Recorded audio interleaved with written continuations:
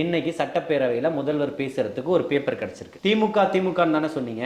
பாருங்க, அண்ணா திமுகவினுடைய வட்டச் செயலாளர் இந்த மாதிரி ஒரு நிலைப்பா, அவர் பாலியல் வன்புணர்வு செஞ்சாரா, இல்ல செஞ்சவங்களுக்கு துணையா நின்னாரா, இல்ல இவர் எதுவும் முயற்சி செஞ்சாரா, இல்ல அந்த குற்றங்கள்ல இவர் பேர் சொல்லப்பட்டதா, எதுவுமே இல்லை.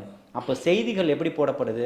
அண்ணா நகர் சிறுமி பாலியல் வன்புணர்வில் 103வது வட்ட அதிமுக வட்ட செயலாளர் கைது. இதுதான் கண்டென்ட்டா, தலைப்பு செய்தியா போடப்படுது. அப்ப பார்ப்பவர்களுக்கு என்ன ஆகும்? அதிமுக உடனே அவர் அடிப்படை உறுப்பினர்ல இருந்து எடுக்கிறாங்க. இன்னும் அந்த தலைமையுமே அதை சரியா புரிஞ்சிக்கல. திமுகவே புரிஞ்சிக்கல. புரிஞ்சிருந்தா அவங்க தக்க பதிலடி கொடுத்துருக்கணும் இல்லையா? உறுப்பினரை நாங்க அவர் அடிப்படை உறுப்பினர் இருந்து நீக்கிட்டோம்னு சொன்னாங்க. இந்த மாதிரி ஒரு சம்பவத்தை கேள்விப்பட்ட உடனே அதிமுக அடிப்படை உறுப்பினர் இருந்து நீக்கிட்டாங்க. அதுக்கு அவங்க உரிய பதில கொடுக்க போறாங்க. அவங்க கட்சியினுடைய விவகாரம். ஞானசேகரன் திமுகவினுடைய ஒரு அபிமானி தான், ஆதரவாளன் தான், திமுக காரன் கிடையாதுன்றதை இன்னைக்கு முதலமைச்சர் இன்னைக்கு தான் சட்டசபையில சொல்றாரு.